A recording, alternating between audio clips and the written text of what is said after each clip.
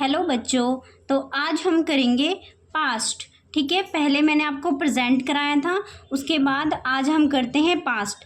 Past में अगर कोई वस्तु हमारे पास थी, प्रेजेंट में तो मैंने आपको कल समझा दिया था, कोई वस्तु हमारे पास है, अभी भी है, तो उसके लिए मैंने आपको सारे स्ट्रक्चर समझाए थे। अगर आपने वो वीडियो नहीं देखा है तो पहले आप वो वीडियो देखिए। ठीक है बच्चों, तो आज हम करेंगे पास्ट। पास्ट में अगर कोई चीज़ हमारे पास थी तो उसके लिए हम क्या लगाते हैं? हैड। हमारे पास अगर पास्ट में कोई चीज़ थी तो उसके लिए हम हैड लगाते हैं। अब देखो बच्चों, अगर सब्जेक्ट सिंगुलर हो या प्लूरल हो तो दोनों के साथ हम क्या लगाते हैं? हैड। ठीक है बच्चों, प्रेजेंट में हमने क्या कहा था? सिंगुलर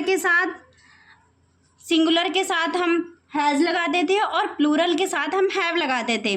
बट इसमें क्या कंडीशन है? इसमें हम दोनों के साथ हैड का यूज़ करते हैं।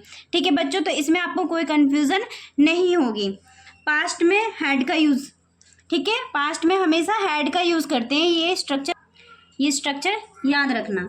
अब देखो, सबसे पहले हम पास्ट का सिंपल ले लेते हैं। ठीक है बच्चों, तो सिंपल के लिए मेरा स्ट्रक्चर क्या होगा?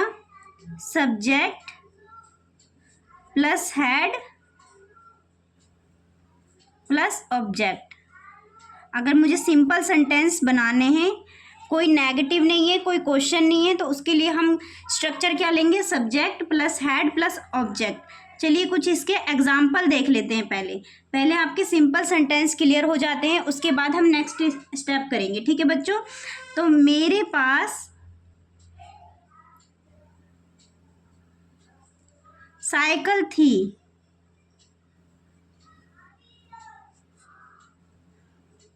मेरे पास साइकिल थी, तो इसको अंग्रेजी में कैसे बनाएंगे? मेरे, आई। सब्जेक्ट क्या हमारा? आई। अब मैंने क्या बताया? सिंगुलर और प्लूरल दोनों के साथ हम हैड का यूज़ करते हैं। तो आई हैड और ऑब्जेक्ट क्या है? साइकिल। मेरे पास पहले साइकिल थी। I had a bicycle, English में बाइसिकल बोलते हैं। ठीक है बच्चों,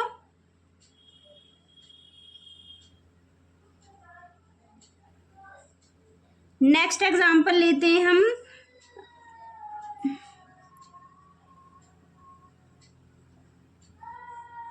तुम्हारे पास मौका था।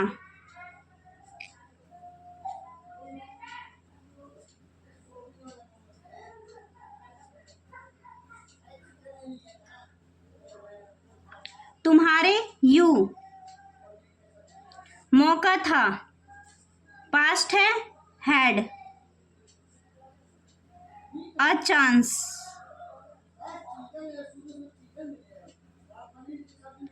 ठीक है बच्चों, नेक्स्ट एग्जाम्पल देखते हैं हम। मेरे पास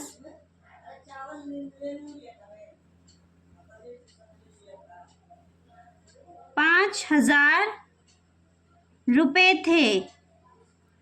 मेरे पास 5,000 रुपये थे, तो मेरे क्या हो गया? सब्जेक्ट क्या है? आई। ठीक है, आई हैड 5,000 रुपीज़। ठीक है बच्चों, आई होप ये कॉन्सेप्ट आपके क्लियर हो गए होंगे। अभी मैंने आपको सिंपल स्ट्रक्चर बताया है। ओके बच्चों, अब हम इसका पास्ट में भी कोई चीज़ नेगेटिव होती है, जैसे प्रेजेंट में हमने नेगेटिव पढ़ा था, तो इसका भी हम नेगेटिव पढ़ेंगे। ठीक है बच्चों, तो चलिए बच्चों, हम पास्ट का स्ट्रक्चर देख लेते हैं पहले तो, कि पास्ट का स्ट्रक्चर किस तरीके से बनेगा, उसके बाद हम एग्जाम्पल लेंगे। ठीक है बच्चों,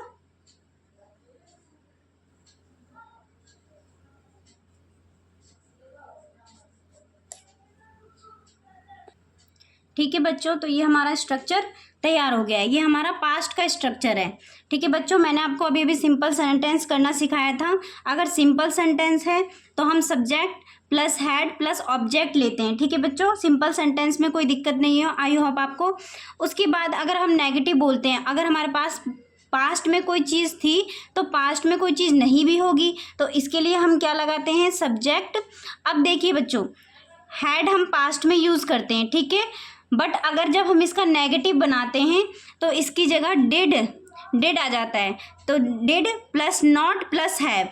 अब हैड की जगह हम हैव लगा देते हैं, ठीक है, डिड नॉट हैव, हैड की जगह हम हैव लगाते हैं क्योंकि हैड भी पास्ट को दर्शाता है और डिड भी पास्ट को ही दर्शाता है, तो इसलिए हम दो पास्ट की चीज़ें नहीं लिख सकते हैं। डिड का मतलब भी पास्ट ही होता है और हैड का मतलब भी पास्ट की चीज़ें ही बताता है, तो इसलिए हम दो जगह एक ही चीज़ों को नहीं लिख सकते हैं। तो इसलिए सब्जेक्ट डिड प्लस है प्लस नॉट और उसके हैड की जगह हम हैव लगा देते हैं। ऑब्जेक्ट, अगर हम क्वेश्चन पुट करते हैं तो डिड आगे आ जाएगा, हेल्पिंग वर्ब सब्जेक्ट प्लस है प्लस ऑब्जेक्ट, ठीक है बच्चों। अगर हम क्वेश्चन में ही नेगेटिव चीज़ें पूछते हैं, क्या तुम्हारे पास साइकिल नहीं थी, तो डिड आगे आ जाएगा, सब्जेक्ट नॉट प्लस है प्लस ऑब्जेक्ट, ठीक है। WH फैमिली में आपको बताया था, WH आगे आ जाएगा, डिड सब्जेक्ट हैव ऑब्जेक्ट। तो चलिए एक एग्जाम्पल के थ्रू हम इस स्ट्रक्चर को समझते हैं, ठीक है बच्चों। तो देखिए बच्चों, स्ट्रक्चर के हिसाब से मैंने एक एग्जाम्पल लिख दिया है, ठीक है बच्चों।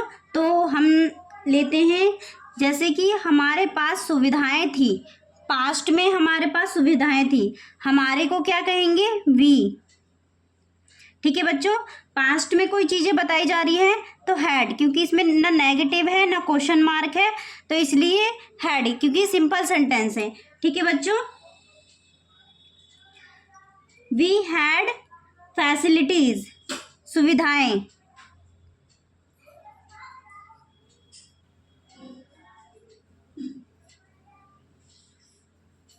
उसके बाद नेक्स्ट लेते हैं, हमारे पास सुविधाएं नहीं थी, तो हमारे को हम क्या कहेंगे, सब्जेक्ट का वी, हमारे पास। अब देखो ये नेगेटिव आ गया, हमारे पास सुविधाएं नहीं थी, तो डिड, वी डिड नॉट। अब हैड की जगह हम हैव लगा देंगे, क्योंकि डिड भी पास्ट का की चीज़ों को बताता है और हैड भी पास्ट की चीज़ों को, तो दो हम पास्ट की चीज़ एक जगह नहीं लिख सकते हैं, ठीक है बच्चों। तो we did not have facilities.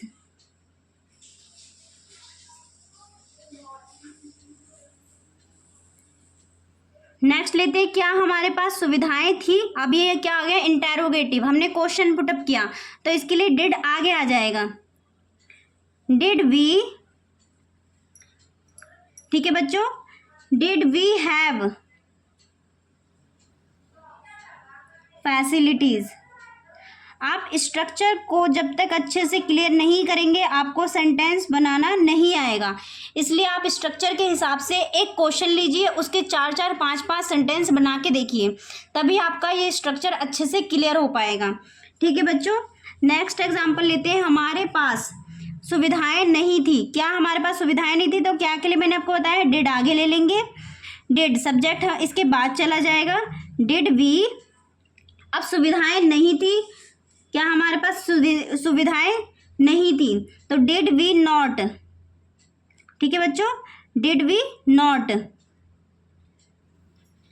Have facilities.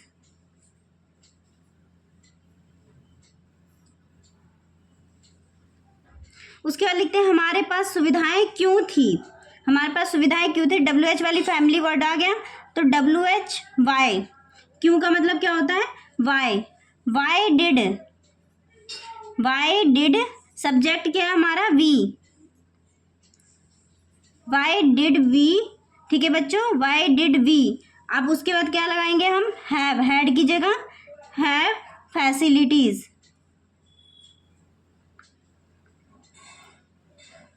I hope ये कॉन्सेप्ट आपका पास्ट का अच्छे से क्लियर हो गया होगा बच्चों।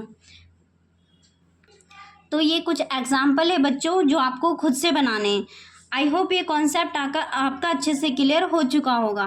पास्ट में जब तक आप स्ट्रक्चर को बना के नहीं देखेंगे आपका ये कॉन्सेप्ट कभी भी क्लियर नहीं होगा, तो इसलिए आपको प्रैक्टिस करना बहुत ज़रूरी है, ठीक है बच्चों। तो ये क्वेश्चन आप खुद प्रैक्टिस करेंगे और अगर आपको कुछ ना आए तो आप मुझे कमेंट कर सकते हैं। ये आज हमारा पास्ट का सेंटेंस कंप्लीट हो गया। मैंने आपको प्रेजेंट पढ़ा दिया, पास्ट पढ़ा दिया। हैज़ हैव का यूज़ हम प्रेजेंट में कैसे करते हैं, पास्ट में कैसे करते हैं।